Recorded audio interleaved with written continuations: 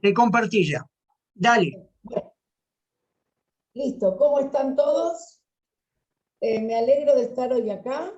Si bien el encuentro tiene que ver con la historia oral, yo les iba a hacer una pequeña definición. A mí no me gusta mucho definir conceptos sociales o de ciencias sociales porque justamente como tienen que ver con las personas, son difíciles de definir, ¿no? Pero antes de empezar, yo les voy a decir esto. La historia oral es una metodología, ¿sí? Esto hay que empezar desde este momento. ¿Estoy gritando yo? ¿O estoy hablando? ¿Estoy No, se escucha gritando? bárbaro. Bueno, pero hoy estuve todo el día con barbijo, hablando a 35 pibes y me quedó bueno, esa sensación de estar así. Bueno, entonces, la historia oral es una metodología, ¿sí? Y es una metodología por la cual uno lo que hace, siguiendo ciertos pasos, es construir una nueva fuente, ¿sí? Es eso. Es un recurso, una metodología, ¿sí? Que no es nuevo, ¿sí? Empieza a difundirse, no a existir, sino a difundirse después de la Segunda Guerra Mundial, con los testimonios de los sobrevivientes del Holocausto, bueno, todo lo que la historia oficial no hablaba, ¿no? De los sobrevivientes de la guerra, de los campos de concentración, de las bombas, ¿no? Entonces, bienvenidos los que están entrando más, buenísimo. Bueno, entonces, esto es importante que lo tengan en claro, es un recurso. Entonces, es un recurso para la investigación, pero como es para la investigación, es para, si van a trabajar en una escuela, es para construir conocimiento histórico. Si van a trabajar en nivel inicial, también sirve adaptándolo para construir conocimiento histórico en nivel inicial, con los más chiquitos, ¿sí? Digo, parvulario, con salas de 4, de 5, ¿sí? O sea que desde este punto quería decirles que yo en la escuela, en la universidad obviamente, y en todos lados lo planteo desde el lugar de la investigación, ¿sí? Un recurso para la investigación. Para mí no hay diferencia, ¿sí? De hecho, hace muchos años que estoy con eso y desde que trabajando con chicos chiquitos, de una manera sistemática, vos ves que el resultado al entrar en la secundaria o en la universidad es muy diferente, ¿sí? Porque saben lo que es hacer una investigación cuando trabajan en la construcción de fuentes orales. Bien, entonces, es un recurso, una metodología por la cual uno construye una fuente oral. ¿Mm? Ahora estoy trabajando con movimientos sociales. Yo lo que hice fue adaptar la metodología a colectivos en los que nunca se había usado. Entonces le fui cambiando algunas cosas, ¿sí? Bien. Entonces vamos a empezar con otra fuente, que ustedes van a analizar. Voy a necesitar que esperen un segundo, que las tengo todas acá abiertas. A ver, vamos a empezar con una. Ya comparto pantalla. A ver si conocen la imagen o les hace acordar algo. Un segundito. Ahí está. Estoy buscando la que es más que se ve mejor. Bueno, a ver. Bien. Vamos a compartir. Ustedes me van a decir si conocen esta imagen. Ya ahora se va a abrir, tarda un poquito. Esta imagen. Ya se abre. Si no la conocen, no importa, porque ustedes van a tener que describirla. Ahí está. ¿Qué ven acá? Yo la conozco. ¿Cuál es? ¿Cuál es? No, y decís si la conoces. No me acuerdo el nombre del fotógrafo, pero es muy conocido. Una vergüenza que yo no me acuerdo el nombre del fotógrafo. Es muy conocido, es de Estados Unidos. Es un Muy estudio bien, social. bien. Es de Estados Unidos, muy bien. Vamos construyendo entre De las todos. mujeres, creo que Es era. una mujer, muy bien. Es una mujer. ¿Qué características tiene esta mujer para ustedes? ¿De qué sector o grupo social es? Ahí Bueno, está, Maximiliano levantó la mano. Dale, Maxi. Y mirá, Laura, te puedo decir así a golpe de vista, primero y con todo el prejuicio del mundo, que es una persona que pertenece a una clase social baja, que trabajaría probablemente si llegase a trabajar en un empleo muy mal pago, en caso de que trabajase. En el caso de que trabajase, excelente, muy bien. Estados Unidos, o sea, es una persona de clase social, es pobre, ¿no es cierto? Baja, o sea, pobre, como quieran llamarlo. Lucio, ¿qué querés decir?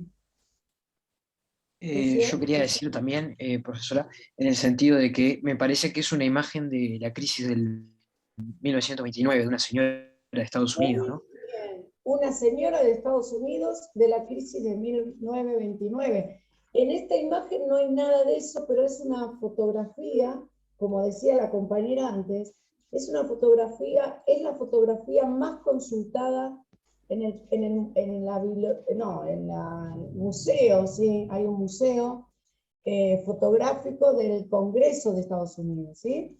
Entonces, por ahí vamos bien. Es una señora de clase baja, muy baja, ¿sí? Bien, ¿qué más? ¿Qué ven en la fotografía? Muy bien, Lucio. Yo no estoy diciendo nada porque quiero que analicen, ¿eh? Maxi, a ver. Tenemos que hay, presuntamente serían sus hijas, hijos, que están abrazándola, sufriendo, como incluso te podría decir que hasta evitando la cámara. O sea que la mujer no se percató en el estado de alienación en el que se encuentra y los niños sí se percataron de la cámara y no quisieron verla y por eso deciden abrazarla con fuerza como mamá, ayúdame y sacame de acá. Así es lo que Exacto. veo. Muy bien, estamos describiendo una imagen de la que sabemos algunas cosas, ¿eh? Andrea, muy bien. no, Andrea. que también por un lado hay una entrega de esa mujer porque ya la vida la ha maltratado tanto que ya no importa, y por el otro también yo sé que la fotógrafa era periodista, es Dorotea Lange, y ya se sabía que estaba haciendo ese trabajo, entonces hay como cierto respeto hacia esa fotógrafa que está haciendo ese trabajo. Muy bien. Todo lo que están diciendo está bien, ¿sí? El tema es después cómo acomodamos las cosas, ¿sí? Y después cómo vemos en el orden que se dieron las cosas. Es una mujer, sí, de clase baja. Esta foto es famosa así como está, con estas niñas, son niñas, ¿sí? Que tienen el pelo cortado así, por eso me parece bien que haya dicho niña o niño, porque no sabemos. Sí representa la crisis del 29, pero erróneamente. En los libros de texto de historia aparece, no sé ahora, pero en muchos libros de texto que usaban los chicos en la secundaria o libros, aparece como... ¿Qué? ¿Qué? ¿Alguien dijo algo? Porque prefiero que hablen ustedes. No, aparece ilustrando, como la mayor parte de las imágenes que no ilustran, pero en sí mismas no dicen demasiado en el libro de texto, ¿no? Ilustrando la crisis del 29. Esta imagen, y después hay otra, que son los trabajadores pidiendo, ¿no? Con un tazón un poco de comida, ¿no? Una imagen que uno no imagina, por decirlo redundante, en Estados Unidos, cuando hay un montón de pobreza, ¿sí? Hoy también, lo que pasa es que nos muestran una tercera parte de lo que es Estados Unidos, ¿no? Nos muestran una parte. Esta imagen no es de 1929, pero sí se difundió para hablar de la crisis de 1929.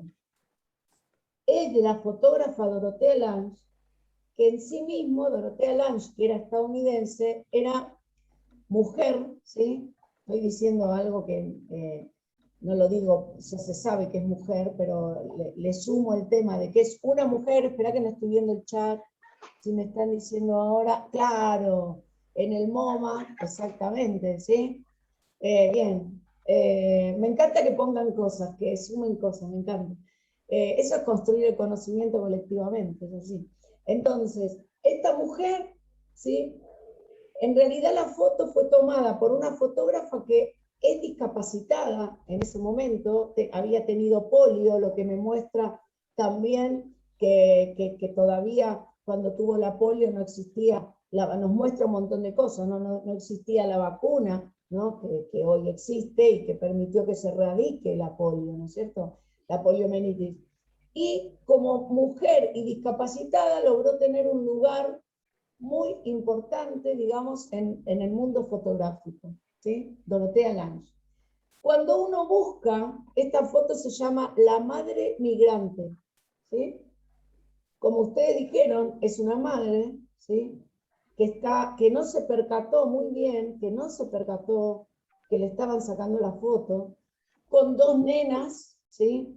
Que se están escondiendo, y no sé si ven otra cosa por ahí. A ver, analicen qué ven por ahí. Yo Si son puedo decir algo que también es como eso, no sé si lo dije o no, pero es como eso de la madre que se está haciendo cargo también de su familia, ¿no? muy bien, Porque no hay no está la figura masculina acá. no está la figura masculina, y hay otro ser humano acá que se ve apenas, ¿lo ven? Maxi, a ver. Hay un bebé, Es un bebé, claro. claro. Hay un Que bebé, pero tiene se un... ve Hay un sí, bebé en porque hay brazos. un pedazo de tronco de un árbol, creo que es, o algo que tapa un poco la cabeza, pero está ahí el bebé. muy bien. Ustedes lo que están haciendo es analizar una fotografía con pocos datos, ¿sí? Y los datos que tenemos son los datos que nos mostraron, pero nosotros no sabemos nada de esta señora. De hecho, si uno pone la madre migrante en internet, aparece de Dorothea Lange, como dijo Andrea, ¿no? De Dorothea Lange. El nombre de esta mujer después se supo porque una de estas hijas, la más grande, empezó a hablar de lo que había significado ya de grande, cuando su mamá estaba enferma y después se murió, lo que había significado la foto para la vida de esta señora, ¿sí?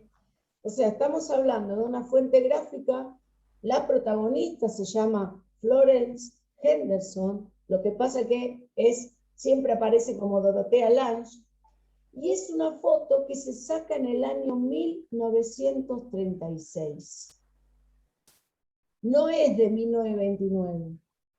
Ustedes me dirán, bueno, pero 1929, 1936, no es lo mismo, porque ya había pasado la crisis. Maxi, me encanta que participen. Sí, Maxi.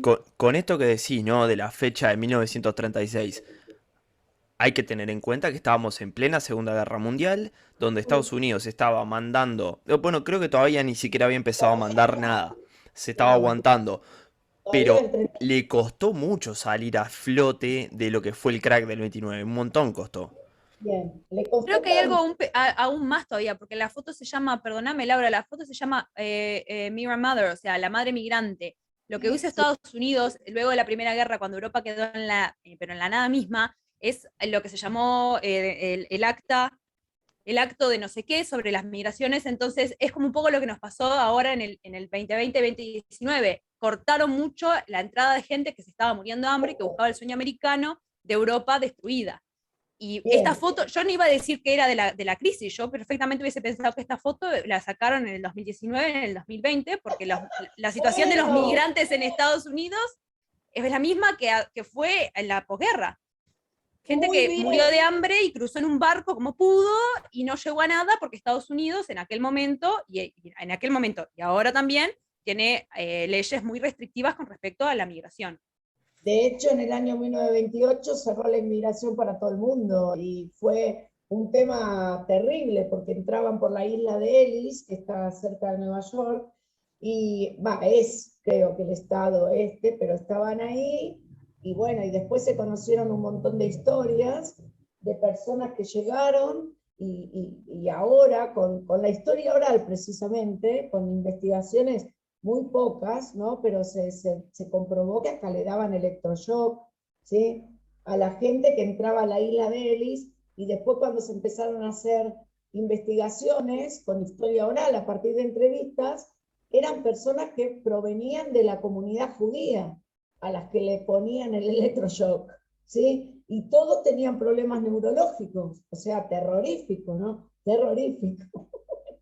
Entonces, Eso no se hubiera sabido si no se hubieran hecho entrevistas. Pero bueno, digamos que lo que dijo recién Sofi tiene que ver con el lugar en el que ponemos nosotros a la pobreza también. No nosotros, Laura, Maxi, no, sino en el que nosotros vemos a la pobreza, ¿no? Es como que la pobreza tiene un lugar en el cual no imaginamos que, o sea, tiene ese lugar y nada más, ¿sí? Entonces, por eso lo vemos pobre. Bueno, Dorothea Lange, en sus memorias y en un montón de entrevistas que hizo muchísimo tiempo después, Dorothea Lange dice que ella quedó presa de esta fotografía, porque ella era una fotógrafa muy, muy reconocida, a pesar de ser mujer y discapacitada. No lo digo, se darán cuenta que no lo digo discriminando, sino estamos hablando de la década del 30, y quedó muy atrapada en esta, y sus otros trabajos es como que perdieron la importancia que tenían, ¿no?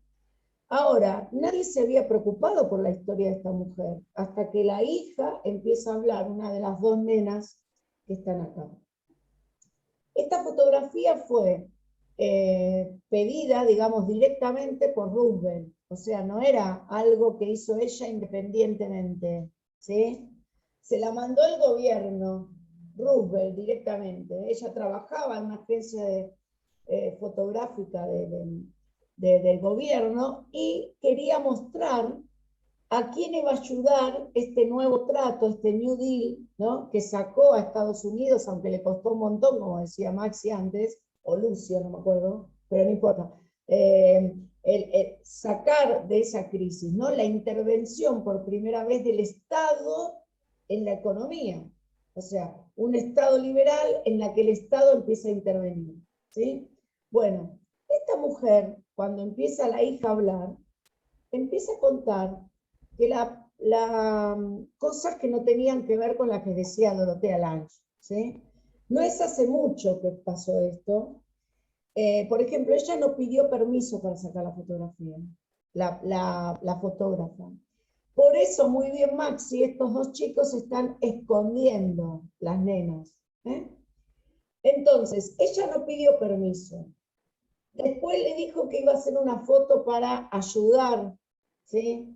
La realidad es que Roosevelt le había pedido a través de la gente, ¿no? Que estaba ahí, de los asesores, había pedido que tenían que ser los típicos farmers, ¿no? Estadounidenses, rubios, ni negros ni mexicanos. Esta era la premisa, ni negros ni mexicanos. Con los años se descubrió que esta señora Florence era hija de indios, de pueblos originarios de Estados Unidos. Bueno, pero bueno. Pero eso en el momento no lo sabían porque como eran blanquitos los nenes, no, bueno. Entonces, ella no pidió permiso, los chicos se esconden y ella, como dijo Maxi, no se percata de que está sacando la foto. La foto se difunde por todos lados de esta manera, inclusive el original se puede buscar en internet y está cuando se dan los negativos, ¿no? Estamos hablando de 1936. Si bien tiene que ver con la depresión, no tiene que ver con la crisis del 29, sino con la imagen que quiere dar el Estado de a quién va a proteger, ¿no? Con su New Deal. ¿Hasta ahí va bien? Bueno. ¿Alguna pregunta? Porque ahora les voy a mostrar toda la foto. Pero, ¿va bien, Miguel? No, yo quiero saber, pero que Dale. le hicieron una demanda o algo por no pedir permiso. No, nada. Porque no. Pero está. André, la época que era, la gente ¿Qué? no tenía. A ver, pon el No, porque contexto, ¿no? no se Una pedía persona. permiso en realidad. Ni No, siquiera bueno, hoy se como. pide permiso. Por Y eso bueno, una pregunto. de las fotógrafas que nunca pidió permiso, Vivian, no me acuerdo el apellido, que sacaba con la cámara acá al O sea, no pecho. se pide permiso antes de la foto, porque si no matas. Lo digo, yo soy fotógrafa, por eso digo. La mayor parte de los fotógrafos callejeros no pide permiso porque matan la foto, piden permiso después de sacar la foto. Ah, pero está mal eso. Bien. No, es Esta, así. Dorothea Lange, que si vos mirás, Madre migrante, empezó a aparecer investigaciones hechas, recién 18, 17, estamos hablando de una fotografía de 1936, ¿sí? La fotografía fue retocada, ¿sí? Esto que ven acá, porque no quedaba bien, ¿sí? No quedaba bien, entonces le retocó para que no se vea el pulgar, bueno, ven que acá está vos que sos fotógrafa, esto no sé cómo se llama, pero debe ser el catálogo de la... ¿Cómo se No llama? sabía que había sido retocada, qué horror enterarme de esto Fue ahora. retocada, bueno, y ahora vas a ver qué tiene que ver con la historia oral. Este sería como el, no negativo, ay, ¿cómo se llama cuando te dan los chiquititos? El original. Sí, sí, el negativo, está bien, está bien. Exacto, el negativo, ella tenía, ¿qué pasa? Lo que dijo antes Maxi, esto sí es un tronco, pero ni siquiera es un tronco, mire lo que es.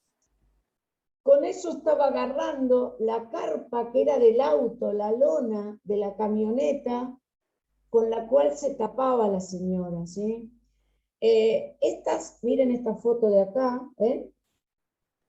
Y la señora, recién habían, lo que cuenta Dorotea Lange es que habían comido recién unos gorriones que habían cazado, digamos, miren el hambre que tenía esta gente, ¿no es cierto?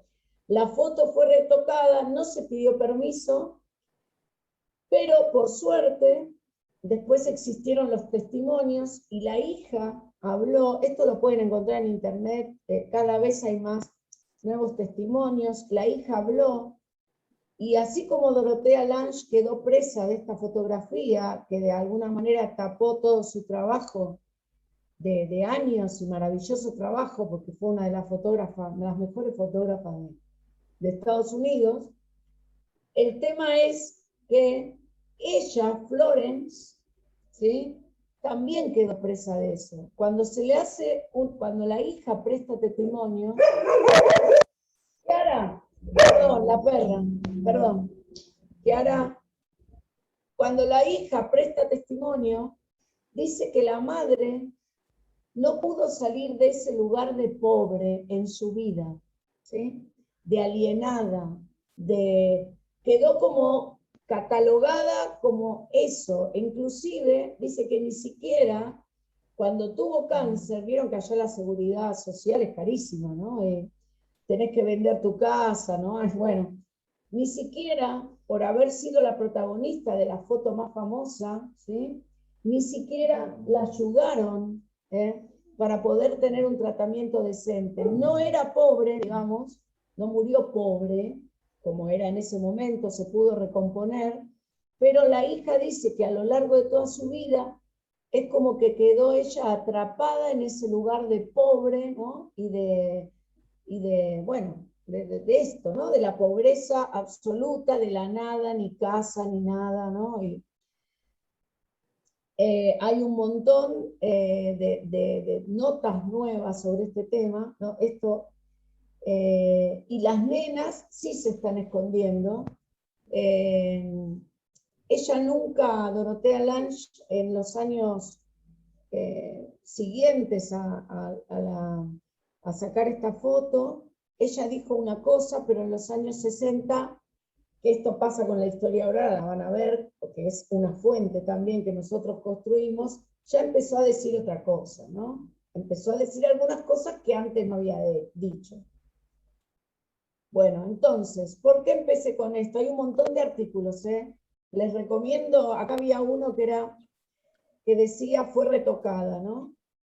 Y vos que sos fotógrafa, es maravilloso. Sí, te iba a preguntar si podés compartirlos en EVA, porque yo no sabía nada, y es nuevo esto no es muy conocido, que haya sido No, retocada, que nadie le haya ayudado después, eso va en la ética del fotógrafo, porque además me parece que fue Magnum la que le pagó a la fotógrafa. puede ser, sí, sí. Yo te voy a mandar absolutamente todo, se lo doy después porque lo tengo, es uno de los capítulos del libro que va a salir ahora en España, que se llama Hasta la memoria siempre, donde trabajo en cada capítulo con algo, en uno con una foto, en otros con cartas. No lo trabajo de esta manera que lo estoy trabajando con ustedes, pero sí elegí esta foto porque cuando empecé a ver lo que pasó con la señora, cómo murió, y cómo Antes ni siquiera aparecía el nombre de la mujer, ahora por lo menos aparece, es como que era Dorothea Lange, ¿no? La madre migrante, Es Dorothea una de las Lange. fotos más famosas en la historia de la fotografía. Y además, André, es la más consultada, ¿eh? Hoy en día es la más consultada en el Museo Fotográfico del Congreso, de allá. Entonces, y está en el MoMA, dijeron antes también, ¿sí? Entonces, no sé si la pasaron, eso sí no sabría decir, ahora estoy pensando, si la pasaron de ahí al MoMA o no sé. ¿Eh? ¿Eh? Sí, la pasaron al MoMA, sí, acá me están soplando. Bueno, a ver, entonces, yo no me acuerdo, porque yo estuve en el MoMA, pero no me acuerdo, porque me volví loca en ese lugar. O no le di la importancia que le doy ahora, ¿no? Bueno, entonces, bien, ¿qué tiene que ver esto con la historia oral? André, después te paso todo, porque lo tengo en un archivo aparte. Si ahora lo busco, me vuelvo loca. Entonces, ¿qué tiene que ver esto con la historia oral? Bueno, esto es una fuente construida, ¿sí?, por una fotógrafa para un objetivo, que era el de Roosevelt, ¿sí?, que era difundir a quienes estaba destinado el New Deal que salvó a Estados Unidos del apocalipsis. No se olviden que hubo 4 veces estuvo Roosevelt como presidente, así que no es cualquier cosa. Entonces, ¿qué pasa? Con la historia oral, o sea, si yo no sé la otra parte, que es la parte de la protagonista de la, de la foto, a mí me falta una parte de esa fuente, digamos, ¿no? O sea, yo si no sé nada de la fotografía, ustedes que son una masa, hablan un montón, la verdad, Rodolfo, son unos genios, hablan un montón. A mí me encanta esto, ¿no? Participar, que participen. Esto me da otra idea, ¿sí?, de esta fuente y cómo una fuente se puede utilizar de distintas maneras en distintos contextos históricos, ¿sí? O sea, ¿por qué Dorothea Lange, de más grande, dijo cosas que antes no había dicho y que contradecían lo que ella había dicho? Porque lo dice desde otro contexto histórico, no sé, no lo podemos saber, a lo mejor ya no, cambió de ideología, cambió de partido político, no podemos saber. Pero siempre el contexto condiciona la manera en que recordamos, ¿sí?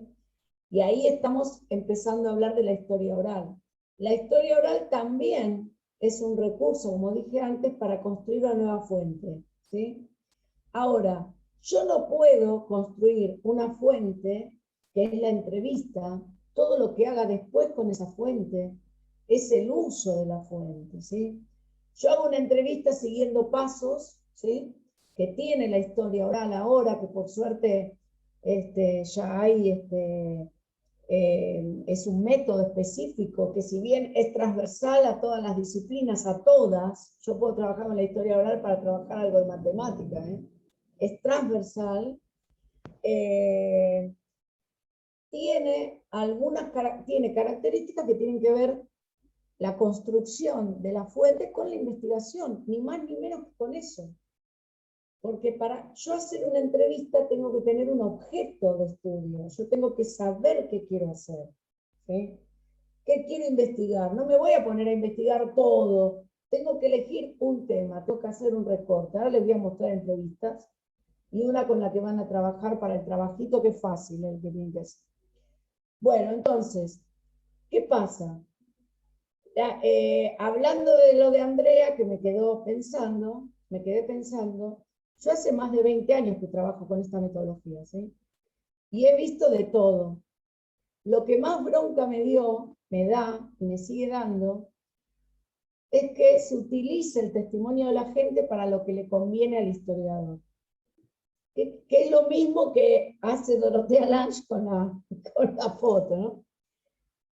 Entonces, si yo decido trabajar con fuentes orales, tengo que tener en cuenta que tengo que trabajar con fuentes escritas. Yo no puedo hacer una entrevista de historia oral sin consultar fuentes escritas, ¿sí?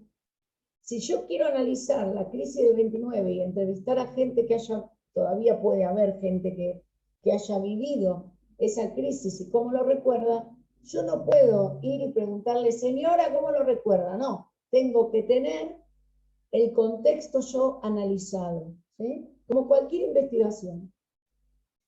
Ahora, ¿qué pasa? Lo que yo he visto, y tiene que ver con lo que decía antes Andrea del permiso, es historiadores decir, bueno, no dijo esto, pero lo cambio, el entrevistado no dijo esto, pero lo cambio porque si no, no coincide con mi hipótesis. Nada, ¿no? O sea, ¿vos querés preguntar algo, Maxi? Sí, quería agregar a esto que estás hablando, ¿no? Sí. Muchas veces la parte de la historia oral sirve para el elemento cualitativo que vamos a sacar y exprimir de ese contacto, esa entrevista. No tiene por qué ser una entrevista, incluso puede ser una charla, un diálogo, ¿no? Obviamente manteniendo determinadas formalidades y pauta para que no sea cualquier cosa. Pero lo tomo más por ese lado. A ver, yo estoy de acuerdo con lo que vos decís, pero eso no es historia oral, o sea, es otro tipo de entrevista. La historia oral tiene una metodología que ya es propia, hincho mucho con eso yo, no a ustedes, pero ya con los chicos, porque cuando uno trabaja desde chiquito sistematizando, ¿no? Con esta metodología, es lo que decía antes, las ventajas que hay. A ver, los pibes crecen como ciudadanos críticos, ¿sí? O sea, lo veo yo hace muchos años y veo chicos grandes que eran chiquititos y los veo cómo van creciendo, ¿no? O sea, no se creen cualquier cosa, no se creen lo que dice un Milei acá, que ayer sacó 14% de los votos, que no se lo cree ni él, ¿no es cierto? Bueno, entonces, ¿por qué? Porque analizan críticamente eh, un momento histórico. No es que te quiero llevar la contra, Maxi, no te ofendas. Lo que quiero decirte es que es otro tipo de metodología. ¿Qué pasa? Yo no existía el tema del derecho de los entrevistados. Lo empecé a escribir yo eso. ¿Saben cuándo? En 2011 se me acerca, no sé si saben algo, sí, deben saber, que se trabajó mucho el tema de la memoria en el gobierno de Néstor Kirchner y Cristina. En este nada, absolutamente nada, no existe. Yo no existe. ¿Qué es la memoria? No me acuerdo. Bueno, a ver, entonces, el tema fue algo muy importante, el tema de los juicios, de derogar, fue algo paradigmático, digamos, hay que reconocerlo, ¿no? ¿Qué pasa? Venían los militantes, no sé, de PRTR, que era un grupo guerrillero de los 70, como Tupac Amaru, ¿no? Bueno, de montoneros, y me dicen, yo no dije eso. Le digo, no sé qué me estás diciendo. En ese libro que escribió tal, dice tal cosa. No voy a nombrar a la persona porque no se merece, ¿no? Pero en ese libro dice tal cosa. Le digo, bueno, pero ¿cuándo te hicieron la entrevista a vos? Uy, hace, no sé, en los 90. ¿Te dieron la entrevista? No, no me la dieron. Era cassette, ¿sí? No sé si conocen un cassette ustedes, son jovencitos, pero cassette. No, no me la dieron. Digo, bueno, ahí empezó, ahí es el problema, porque vos en los 90, con Carlos Menem de presidente, el contexto hace que vos recuerdes tu militancia en los 70 desde otro lugar. Hoy es 2011, hubo reivindicaciones, vos sentís que tu lucha fue reivindicada por el Estado, entonces no reconoces lo que decís en ese libro. El problema no es tuyo, el problema es del que escribe el libro, que escribe ficción, ¿no es cierto? Porque si vos estás trabajando con entrevistas de los 90, estás obligado a hacer entrevistas en la actualidad, porque el contexto cambió. Bueno, lo mismo que con la foto, ¿sí? Entonces, trabajar con historia oral, bueno, y empecé a escribir a Andrea con el tema del permiso del entrevistado, no sabés la bronca que agarró, porque nadie quería pedirle permiso, y ahora es tan fácil porque la persona firma.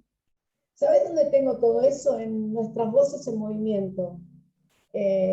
Rodolfo, está Sí, ahí. es como el más nuevito, hablé con un abogado, y sin problema.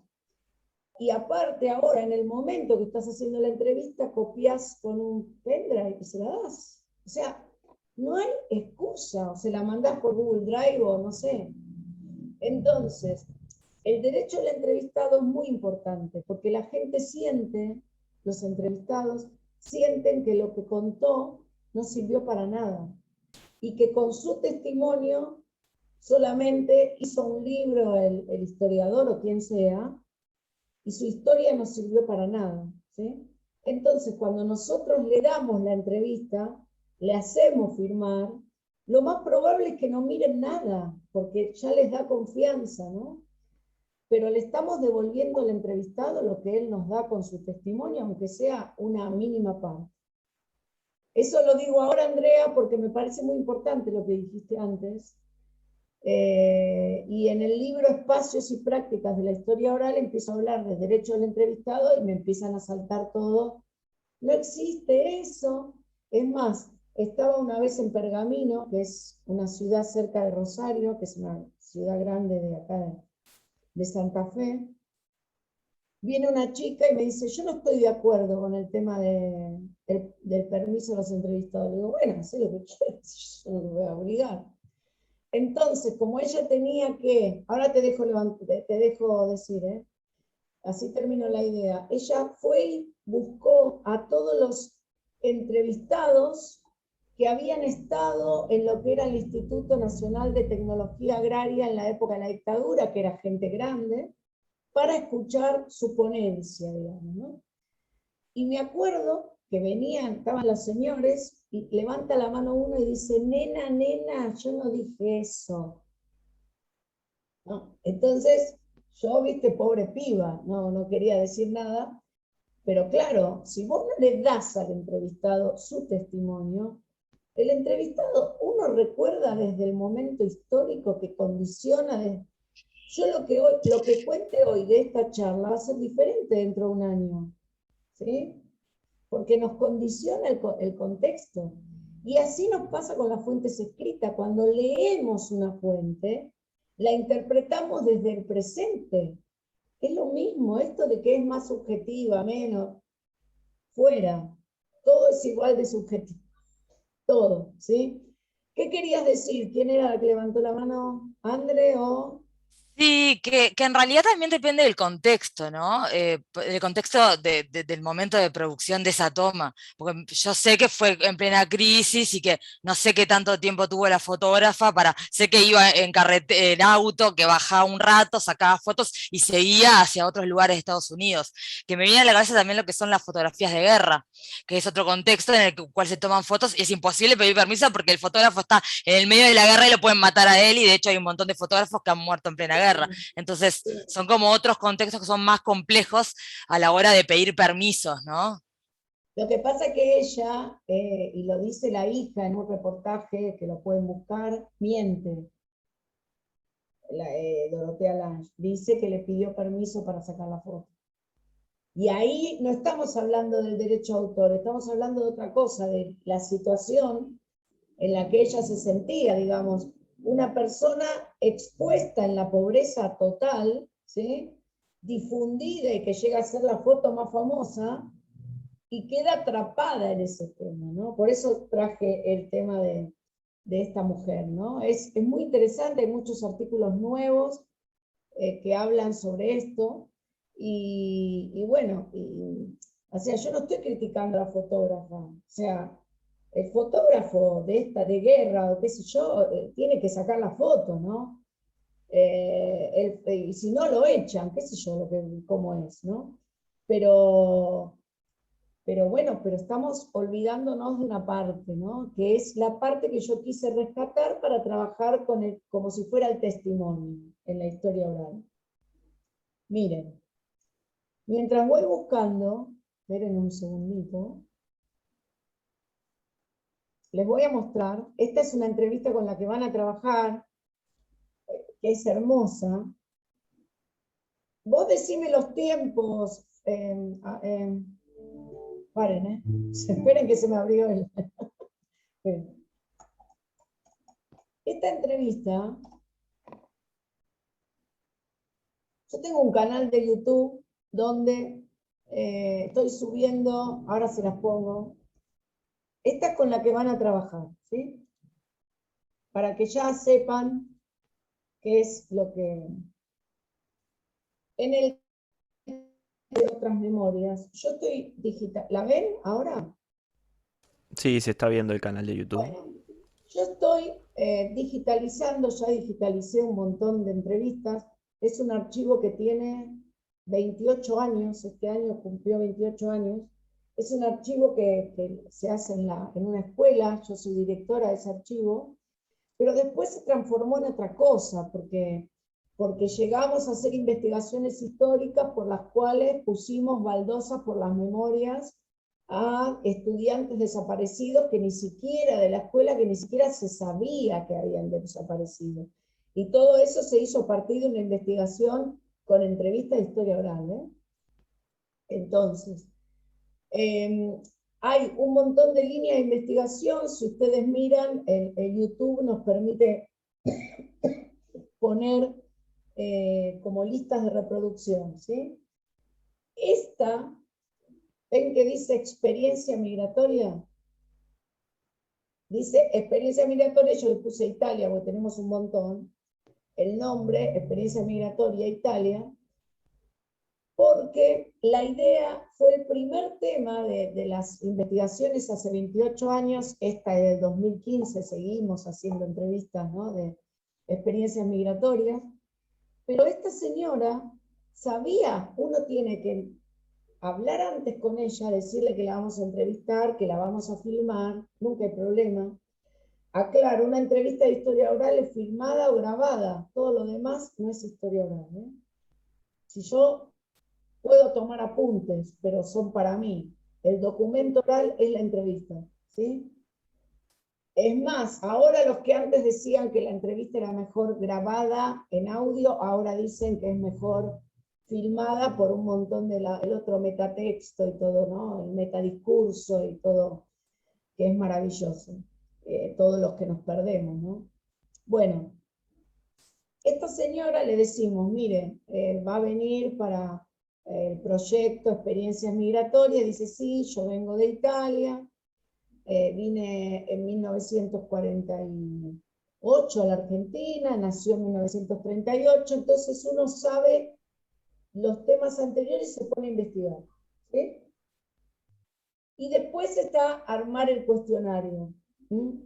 Pero miren esta señora, que les voy a mostrar una parte porque es la que van a analizar y quiero que disfruten haciéndolo, no que sientan... Que aunque tuviera dinero...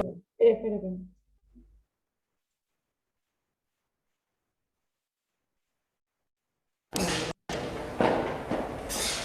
Hoy, viernes 25 de septiembre, nos encontramos en la Escuela Técnica ORT para realizar una entrevista sobre experiencias migratorias. Para empezar, le pedimos que se presente, por favor. Bueno, mi nombre es Ana María, soy italiana.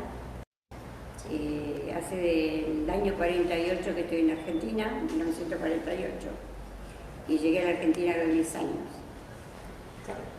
Bueno, decía. ¿Cómo? Estamos en este país por cuestiones por la guerra, porque no quería volver a pasar otra guerra más. Mi padre se salvó por milagro de la guerra, hizo nada más que 1 año y medio de guerra por tener 4 hijos menores, le dieron licencia y porque tenía los papás a su cargo. Entonces volvió de la guerra, pero los compañeros de él, de la misma ciudad... Perdón, ¿de qué era el tema? Los chicos ahí presentan, ¿ven cómo presentan la entrevista como si fuera un documento? Como si fuera un artículo de diario, ¿no? Yo no puedo analizar algo en un artículo de diario si no sé de qué fecha es, dónde está, qué periodista es, ¿sí? De qué, si es afín al gobierno o no, qué sé yo, ¿sí? Bueno, lo mismo. Se construye un documento teniendo en cuenta exactamente lo mismo. Y los chicos, en este caso son chicos, tengo de adultos también, pero esta la elegí porque me encanta esta mujer. se le había dicho que venía a hablar sobre la experiencia migratoria. ¿Y de qué empieza a hablar? Y ¿De qué arranca, habla? arranca con la guerra, Ahí está. con el venirse a Argentina por escapar de la guerra, por no querer vivir más guerras. Menciona el tema de que el padre, por tener 4 hijos, está en un servicio militar muy corto y eso lo aprovechan y se pegan la escapada para Argentina. Muy bien. Mirá todo lo que dijo Maxi de 2 segundos, no sé, 1 minuto de entrevista, ¿no? A ver, y yo puedo decir que esta mujer, igual hay que verla toda la entrevista, yo estoy porque se van a enamorar de esta señora, como le pasó a los chicos, ¿sí? Como nos pasa con todos los entrevistados. Pero esta señora se la pasa a hablar, ahora voy a poner un poquito más, de la guerra, pero no porque no quiera hablar de la inmigración, sino porque elige en ese momento hablar de la guerra, ¿sí? Como parte de la causa de su emigración, ¿sí? Y elige hablar de la guerra. Entonces, la historia oral nos permite también descomprimir esta cosa de la definición, ¿no? A ver, ¿por qué vinieron los italianos a Argentina, no? Pasa lo mismo también con Uruguay, pero los italianos fueron mayoría en Argentina, ¿no? Más que los españoles. ¿Por qué vinieron? Entonces podemos leer todos los textos, de hecho los chicos lo leen, por hambre, por persecuciones religiosas, por guerra, por no tener trabajo, los que se metieron en los que eran las colonias en el interior del país porque les ofrecieron cosas que después no pasó, ¿no? Bueno, un montón de causas, ¿sí? Ahora, yo tengo una entrevista que el hombre es otro, no es esta señora, dice, ¿por qué vino a la Argentina? Y porque mi mamá se murió, ¿sí? De Polonia, judío, Mi mamá se murió, digo, bueno, todos pensamos que se viene de Polonia en los años 20 por la persecución religiosa que en Polonia fue antes del nazismo, ¿sí? Esto hay que tenerlo claro, ¿no? Entonces, bueno, en los años 20, ¿por qué viniste? Y bueno, porque mi mamá se murió y en esa época los hombres se casaban otra vez para que cuiden los hijos, ¿no? Y mi madrastra me dio una bofetada, me escapé y me tomé el barco. Chau. O sea, ese señor me está mostrando una particularidad en toda la generalidad que yo tengo de lo que significa la migración. Y acá pasa lo mismo con esta señora. ¿No me habla de inmigración? Sí me habla de inmigración, pero elige, porque no sabemos por qué, ¿sí? Pero elige hablar de la guerra. Miren cómo siguen. Que es la ciudad de Iesi, la provincia de Ancona de Italia, fueron espera, un poquito. Eso es lo que pasa. Me traiciona la emoción. Estamos bien. Fueron todos a Rusia y no volvieron ninguno. Murieron todos en Rusia, los compañeros de mi mamá. Y bueno, la guerra es muy triste. Pasan muchas necesidades, no habían clases. Yo empecé el primer grado a los 7 años. Y bueno, tenemos que escondernos, esconder las comidas. ¿Cómo era la escuela en ese momento? No había escuela, No no había clase, no había nada, todo, no había industria. No había sal para cocinar. Mi mamá para cosernos la ropa destejía puntillas que ella había tejido, que antes se acostumbraba mucho las abuelas a tejer puntillas con hilos muy finitos, lo descosía, lo destejía, lo teñía y con eso cosía la ropa. Nada. Y para tejer media, porque allá hace mucho frío, por la nieve, comprábamos soga de algodón, que era una soga gruesa, la desarmábamos, la hilábamos y con eso mi mamá tejía media para el invierno. 6 años duró la guerra. Las industrias estaban todo cerrado, no había nada. No es que aunque tuviera dinero, no había para comprar, ni siquiera zapatos. ¿Cuántos años tenías cuando empezó la guerra? Y cuando yo empecé la guerra yo tenía 1 año y medio. Pues yo soy me llaman en octubre del 38. Así que cuando mi papá fue a la guerra yo tenía 18 meses. O sea, no tuviste una vida de preguerra, o sea, que vos te acuerdes. Y yo me acuerdo después del 40, cuando Claro. ya tenía 4 o 5 años, ¿viste? Ahí me empecé a acordar de todo. Cuando pasaban los soldados que te llevaban todos. Y en donde estaba yo pasaban mucho los alemanes. Era muy respetuoso con nosotros, la verdad. Lo único es que nos quitaba toda la comida, porque no tenía para comer. O sea que ustedes le preparaban la comida a los soldados. No, ¿qué le preparábamos? Si no teníamos para nosotros. Pero lo que ellos encontraban en la casa te lo llevaban. Les quitaban. Sí, iba al gallinero y juntaba los huevos, por ejemplo, de la gallina. Bueno, después la van a ver. Pero ustedes fíjense, además de que es divina, vieron que está con una cartera todo el tiempo. Bueno, después le pregunté de dónde era esa cartera y era de Italia. O sea, el entrevistado trae cosas también, objetos y cosas que tienen que ver con su historia, ¿no? Era una cartera de esas duras que se usaban antes, ¿no? Y que la llevaban así, con el broche, un broche así medio muy antiguo que ustedes no deben conocer, que se abría y se cerraba como hacía un ruidito. ¿Qué cuenta esta mujer, no? Que ahí los pibes, como son chicos, le dicen, ustedes le hacían la comida. No, ¿qué cuenta esta mujer? ¿Qué está hablando de los soldados? Que es algo que no se decía mucho, que no se dice mucho. ¿Qué hacen los soldados alemanes? Ahí dice dos cosas que en un momento dice que eran muy respetuosos, pero a su vez que te llevaban toda la comida. Bien, muy bien. Contradicción pura. Bien. ¿Pero por qué llevaban toda la comida? Y porque estaban en plena guerra. Tenían... ¿Y ustedes se imaginan a soldados alemanes muertos de hambre? Sí, muertos Sí. de hambre. Bueno, pero esto no se decía, o sea, Hitler, pum, viste, una maravilla, estaba todo bárbaro, muertos de hambre. Claro, los pibes que no tienen esa, por más que hayan leído, el pibe ese le quiere preguntar, ¿ustedes le hacían la comida? No, ¿qué le hacía la comida? Nos robaban los huevos, la gallina, todo.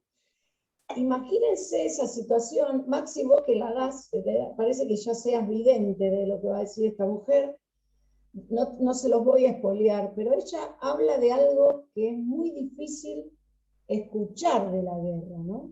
Y que sea una mujer y una mujer de esta edad, ya se pueden imaginar, ¿no? El tema de la violación como arma de guerra también, ¿no? Que ahora hay muchas películas que están saliendo ahora después de Berlín, muchas series, vieron que ahora está de moda hablar, después de Berlín dividida, ahora está de moda hablar de eso, porque ya la guerra, listo, entonces ahora Berlín. No nombra la palabra violación, obviamente, porque es una señora mayor y qué sé yo. No se las voy a... Es hermosa la entrevista y quiero que disfruten al hacer el trabajito, que es fácil.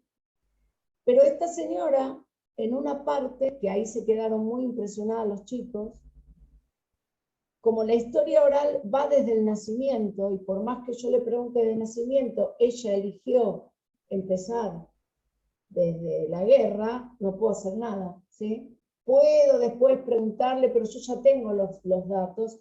De hecho, después habla de la escuela, es hermosa, de los actos escolares, bueno, es impresionante. Ahora, en un momento le pregunta por la dictadura, los chicos, la dictadura. Y ella dice, la dictadura es peor que la guerra.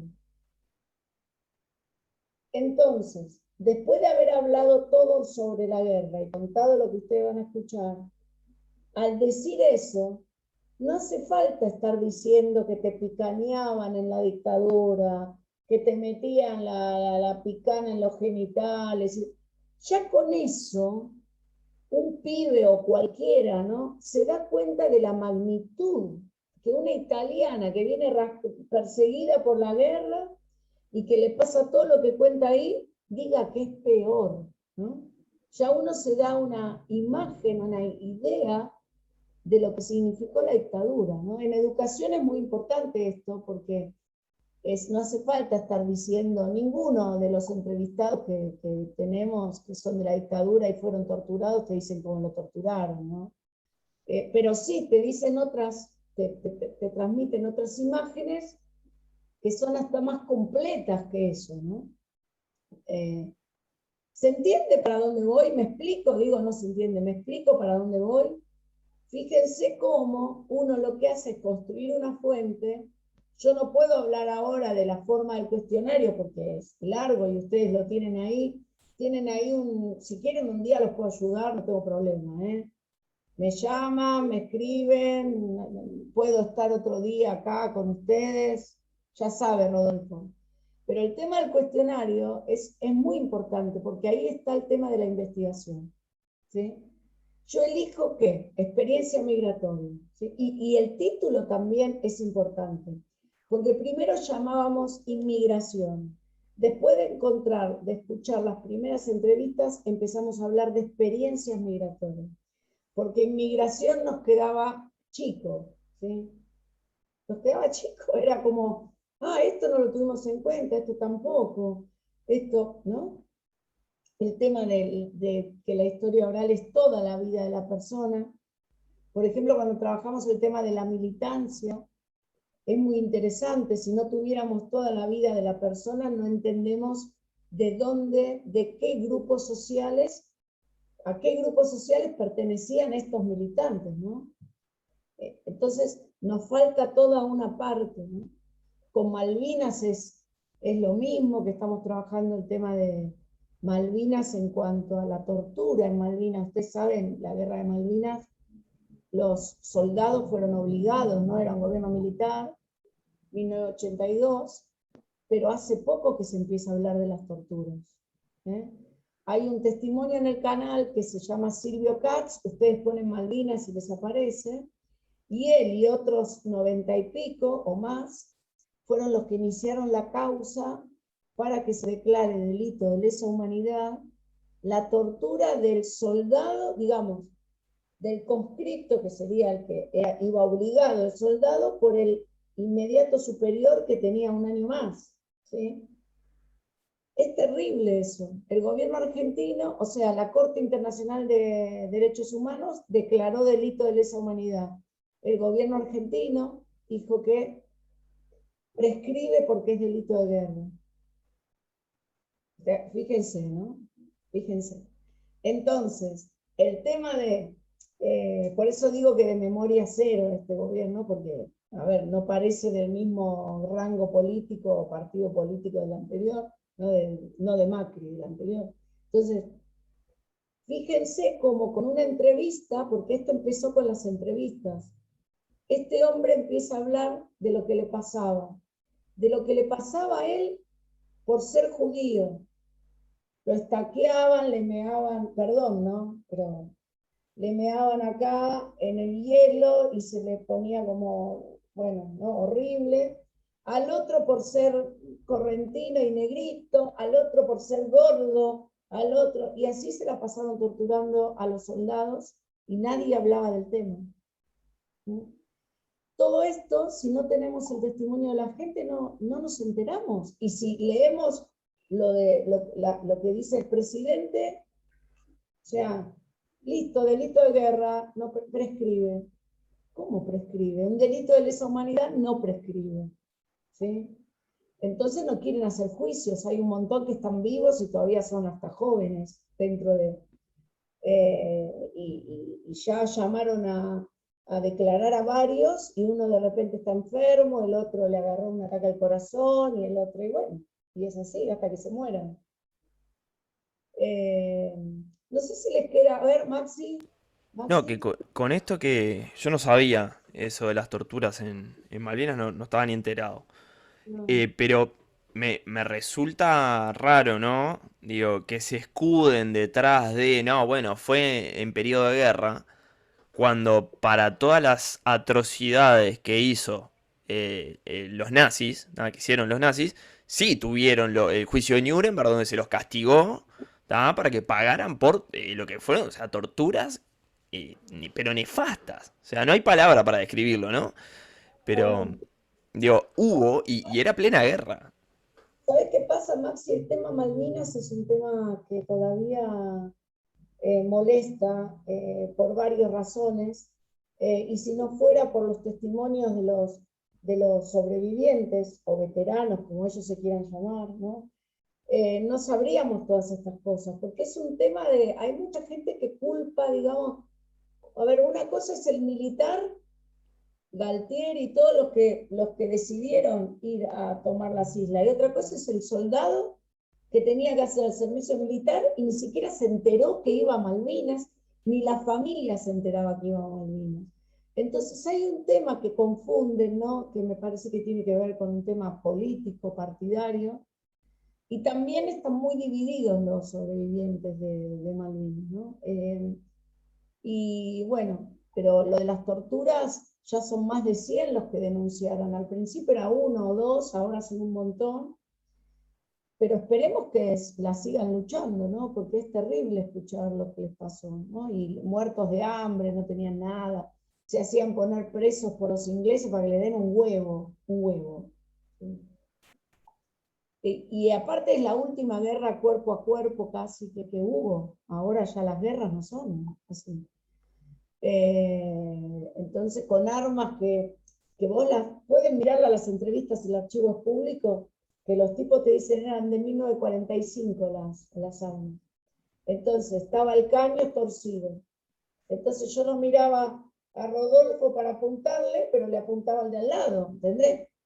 Y era terrible porque el caño estaba... Yo los escucho, tenían 18 años, y no me puedo imaginar, me pienso yo a los 18 años, y no... Por eso les digo que la historia oral, haciéndola seriamente, con las características que uno, la forma que uno tiene que trabajar, es algo maravilloso. Los chicos dicen que la historia oral es un viaje de ida, los del secundario, porque es como que cuando uno está haciendo una entrevista de historia oral, ve que la persona a la que está entrevistando, ustedes son muy jóvenes, que puede tener 50 años y para ustedes es un viejo, ¿sí?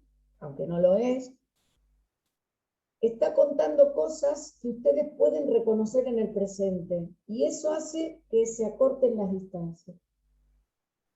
Y también hace que se comprometa uno, si uno reconoce que hay cosas de la dictadura que están, las ve y puede comprometerse de alguna manera para poder cambiarlas, ¿no? Aunque sea, no cambiar el mundo, pero lo que nos rodea. Y además en el tema de la educación, de la construcción del conocimiento histórico, tiene todo lo más, o sea, es didácticamente una estrategia por excelencia, porque parte de la pregunta, los pibes investigan, después vos podés usar la entrevista de cualquier manera, o sea, yo puedo editar la entrevista y hacer algo, o sea, puedo hacer lo que quiera. Hay chicos que hicieron cuentos a partir de entrevistas, ¿no? Pero eso ya es el uso de la historia oral. Cuando uno construye un archivo, la entrevista va toda entera, ¿sí? Con todos los datos, ¿sí? O sea, qué día, por eso los chicos dicen qué día es hoy, papá, porque si yo la miro dentro de 10 años, esa entrevista no es lo mismo dentro de 10 años que hoy, ¿no? Como cualquier documento escrito. ¿Se capta? Estoy hablando un montón. ¿Qué quieren preguntar? Permiso, no, que yo estaba pensando que en realidad lo complicado de esto es saber tener las preguntas correctas para no perder de vista ninguna información, ¿no? Bien, bueno, por eso les digo que el tema del corte, ustedes tienen ahí en el capítulo 4, esperen que voy a cerrar esta señora, que vieron qué linda que es, me encanta. En el capítulo 4 se emocionó mucho esta señora, y eso a los chicos es impresionante el tema, para todos, ¿no? Por eso no entiendo cómo alguien, un historiador o cualquiera, va y le cambia el testimonio a una persona que viene y te da 1 hora de su tiempo para contarte su historia, ¿no? Me parece éticamente espantoso. Miren, les voy a mostrar un cuestionario, pero no para hacerlo ahora porque eso es... ¿Hasta qué hora tengo? Es hasta y media. Ah, bueno, listo. Entonces con esto puedo... Son y 10, así que me alcanza. Pero bueno, si querés después podemos... Espera, a ver, vamos a buscar cuestionario directo. Digamos que con 10 minutos más para poder redondear al final, estaría bárbaro.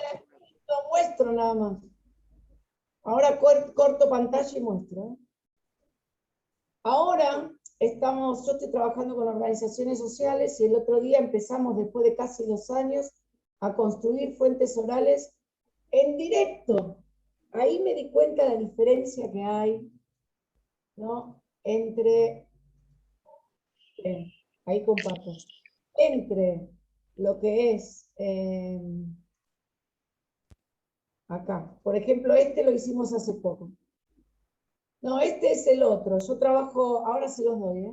Ahora lo van a ver. Esperen, está en pausa. Ahora, ¿lo ven? ¿Lo ven el cuestionario? No, no vemos, no. Está cargando. Un minuto nada más. Porque abrí 2 y como soy muy ansiosa, abrí 1. Bueno, ahora... Ahora sí. Bueno, esto es un trabajito así de recién, ¿no? Hay un barrio que se llama Nueva Ana, que es de esos barrios que también existen en Uruguay, ¿sí?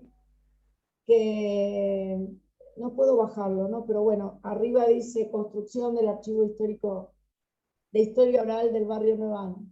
Es un barrio de esos que se forman porque la gente va a vivir ahí. O sea, existía otro barrio, pero después va gente que no tiene dónde vivir y ve que hay tierras ahí todas anegadas y qué sé yo, y empieza a sacarle el agua, a rellenarla. Bueno, esto pasa en todos lados. Bueno, esto lo hicimos con los vecinos el cuestionario.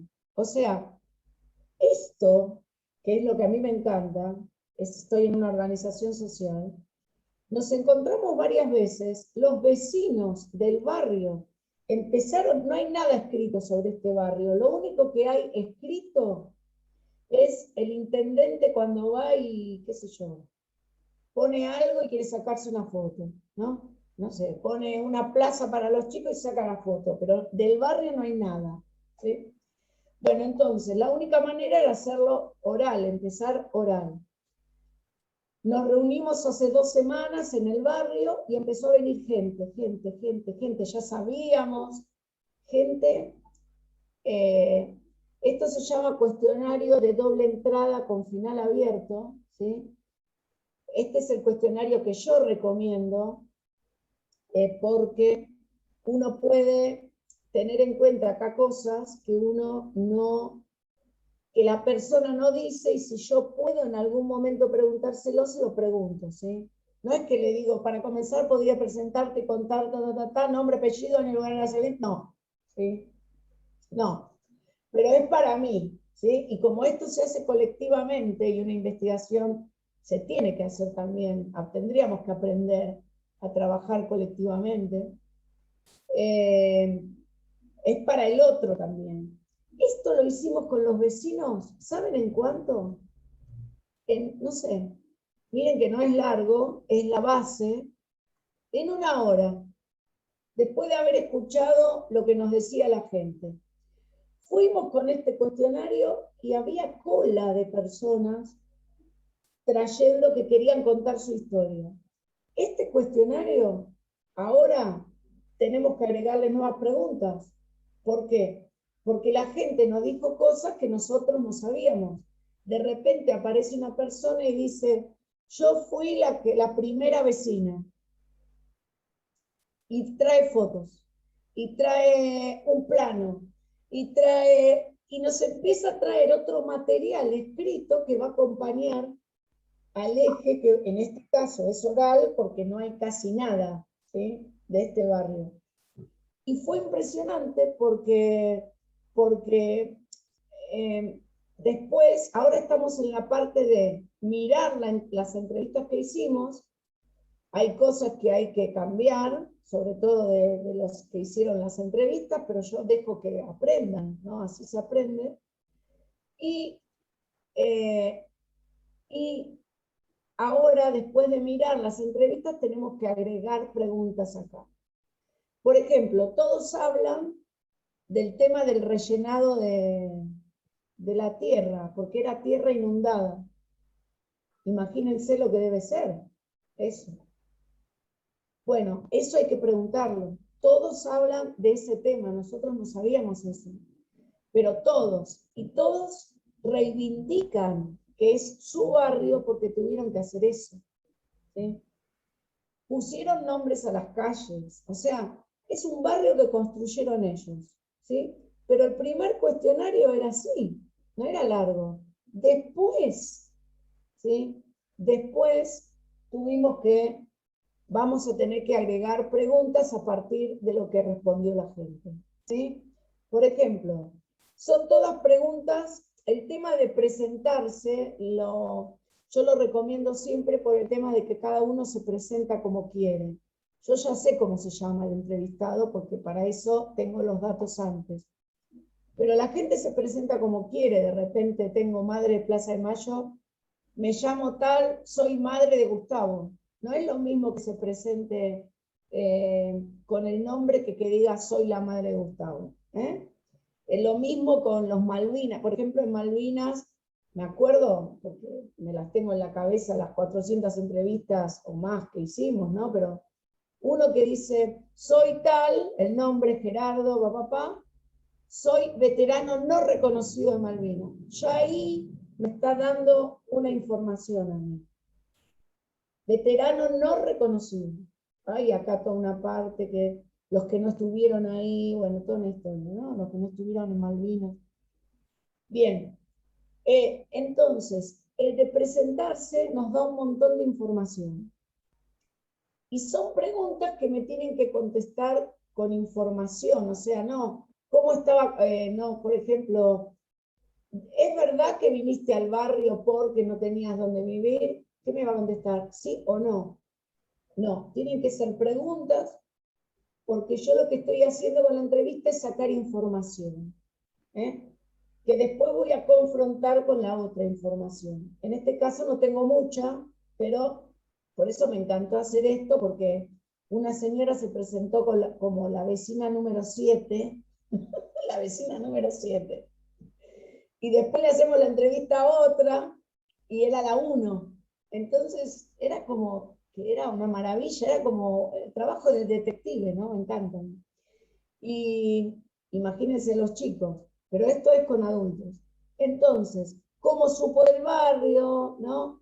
¿Qué olores, sonidos, alguna anécdota? O sea, preguntas que también la persona pueda darnos también otras imágenes. Yo no quiero buscar la verdad, yo quiero sacar información que pueda confrontar con lo otro, ¿sí? Con la otra documentación, y no quiero que me diga lo que yo quiero escuchar, ¿sí? No quiero eso. Yo tengo que respetar el testimonio. Y les doy un ejemplo, ya termino. Les doy un ejemplo. Una vez estábamos trabajando con Malvinas y vino un médico militar.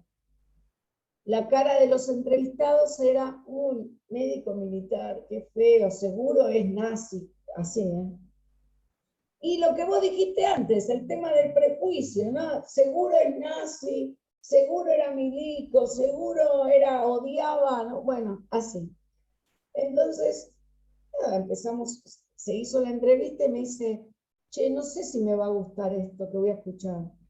¿Por qué? Y porque seguro, ¿no? Se me acercó y me dijo, seguro es un milico, no sé, pro Videla.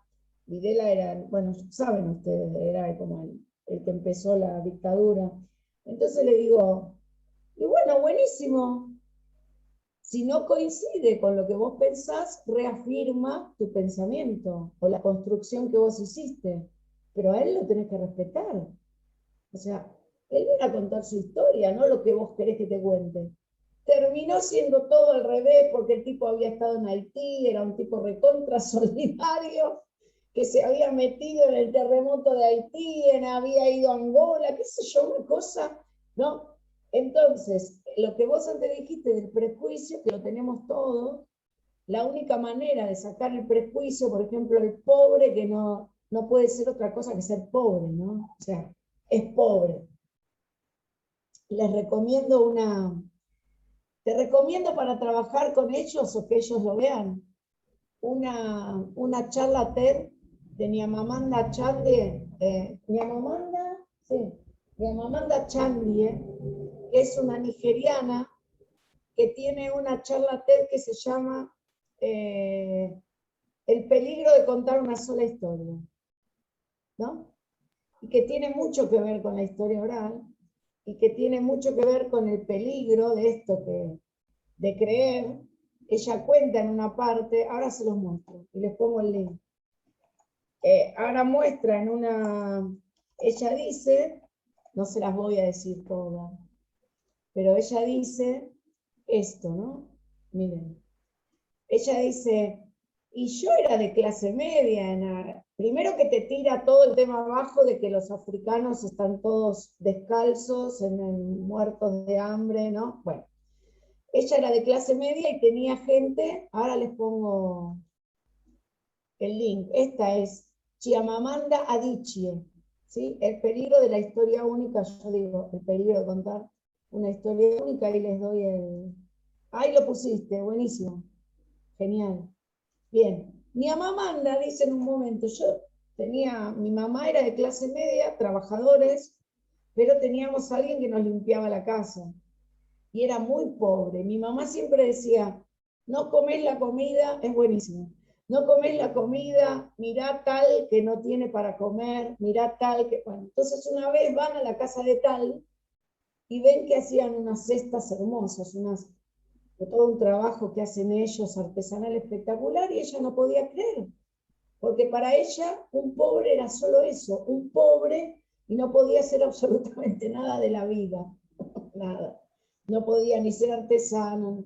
Es maravillosa esa charla, para que disfruten tomando un mate y escuchándola, y después quieran ver todo de ella y leer todo de ella.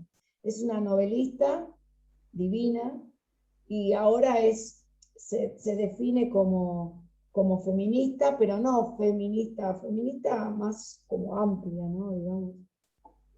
Y bueno, y es esto, la historia oral nos permite ver que no hay una sola historia, que hay un montón, y que cada una es única y irrepetible, y que yo puedo vivir con Andrea en el mismo lugar, vivir el mismo hecho, y lo vamos a contar de distintas maneras, ¿no? Y no quiere decir que estamos mintiendo, quiere decir que cada uno lo vive de la manera que lo vive y según el contexto. Y el contexto desde el que recuerda, que no es lo mismo, ¿eh? Punto, y ahí los dejé. ¿Se entendió la idea? ¿Sí? Es hermoso trabajar con la historia oral, o sea, y lo que pasa con la gente es maravilloso. Eso es lo que... Ahora estoy trabajando con adultos mayores, y ahora me pidieron trabajar el tema de ESI, que acá es Educación Sexual Integral, que es obligatorio, con vejeces, ¿viste? Hay lenguaje inclusivo, vejeces. Así que me voy a animar a hacerlo, a ver qué sale del tema sexual, de sexualidad, las vejeces. Pero bueno, es maravilloso, y a mí me cambió la vida, ¿no? Cuando escuché a una persona hablar del amor después de 6 campos de concentración, la verdad que dije, ¿y yo? O sea, ¿qué pasa, no? O sea, de alguna manera todos sobrevivimos a algo, ¿no? Y no verte como una víctima es lo que hace la historia oral. No ves a la gente como víctima, la ves como sobreviviente, y te da fuerza ver a la gente o a un militante de la dictadura como una víctima, es sacarle toda su lucha, ¿no? Por ejemplo. Bueno, basta. Bueno, nos quedan 5 minutos por lo menos para decirte, en primer lugar, muchas gracias para decirle al resto, vieron que no les mentí. Era una clase apasionante. Han estado compartiendo realmente con alguien que es número uno. No te lo digo porque estás delante. Se los dije a ellos por mensaje previo. Realmente para mí es una referente. Es como el tango, no habrá ninguna igual, no habrá ninguna igual. Es casi santa, con eso tengo todo. Realmente lo que Laura ha aportado a la historia oral es brutal. La conozco hace 7 años. A partir del momento que nuestras vidas se cruzan, verdaderamente la mía vive una transformación chiquita, pero importante, a nivel de archivos históricos, al punto tal que ella entra al curso y, como vas a ver ahora, comparto la pantalla, y ella es parte de nuestro EVA ya desde hace tiempo. Ahí era cuando era morocha, es un misterio. ¿Cómo era morocha y era rubia? No entiendo, pero bueno, ahí era morocha. Yo voy al peluquero y hace lo que se le canta y a mí me gusta. Está bien, está bien, está bien. Bueno, el hecho es que atiendan a la jugada, ¿eh? Ahí tienen el celular. ¿Estamos? Sí. Soy claro, ¿verdad? Es decir, son unos giles si ya no le agendan y le dicen, Laura, soy Sofía, Laura, soy Wendy. Porque mirá que contesta. El problema, no de la historia, el problema en la universidad, no la nuestra, en la universidad, es que está lleno de cracks, pero nadie responde. O sea, no sirve para nada. Porque por más que alguien sea un crack, si no responde, si vive metido en el personaje, da lo mismo. ¿Para qué me sirve? No, Laura no está metida en el personaje. Es un personaje, pero responde. Así que en el EVA te queda el correo electrónico y te queda el celular. Pero aparte yo los quiero ver y si querés que los ayude a armar un cuestionario, yo Pero no tengo problema. Laura es de esos nombres que va al fichero de recursos. ¿Está? No puede no estar en un fichero de recursos de alguien vinculado a archivos históricos. Vinculado a lo que se le antoje, pero es que estamos en archivos históricos. No puede faltar en tu fichero de recursos. No importa que viva en Villa Crespo. Gracias a la pandemia que la tenemos acá, que dicho sea de paso, yo soy un hincha bárbaro de todo esto que vino después de la virtualidad, todo esto que vino después del proceso de emergencia sanitaria, porque nos permite esto.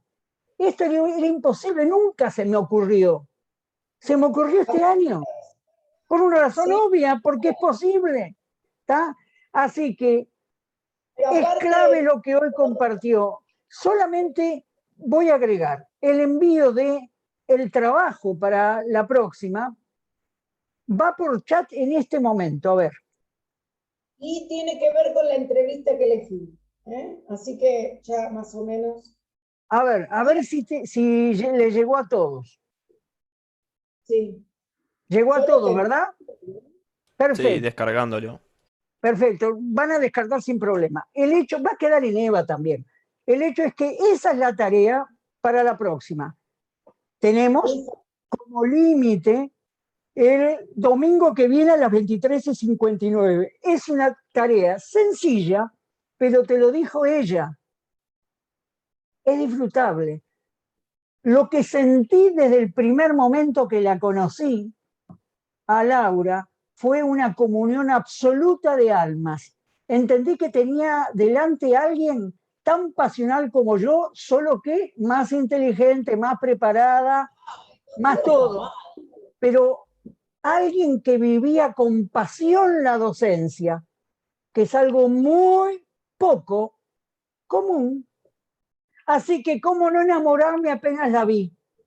Pero, por supuesto, ella tiene sus pretendientes y yo estoy casado. El hecho es que desde entonces Laura se nos metió en el curso de archivos históricos y realmente implosionó adentro una de las unidades, y desde ese momento es que aparece Historia Oral, que jamás había sido tenida en cuenta desde el origen de esta asignatura. Bueno, siendo las 21:30, es la hora sagrada, nos despedimos, va a quedar la grabación, les va a quedar todo. Chau, Nos chau. vemos, Laura. gracias. Gracias.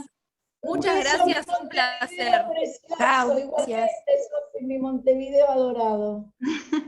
Te voy a escribir, vamos a arreglar un día y nos vamos todos en caravana para allá. Ya vamos a ir para allá. Nos vamos a tomar una cerveza o un fernet. Una vez me pidieron un fernet y lo llevé a un grupo, ¿te acordás? No sé Sí. si estaba... Sí.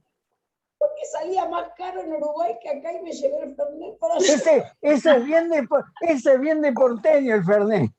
No, pero... ¿cómo puede El ser? Campari me parece también, que es de los porteños. Bien, sí. Pero el fernet es como más, no sé, más popular, no sé. Claro que sí, más de atorranta, está muy bien el Fernet. Claro que sí. Bueno, nos vemos. Chau, chau. Nos vemos, gracias. Chau, chau. Chao.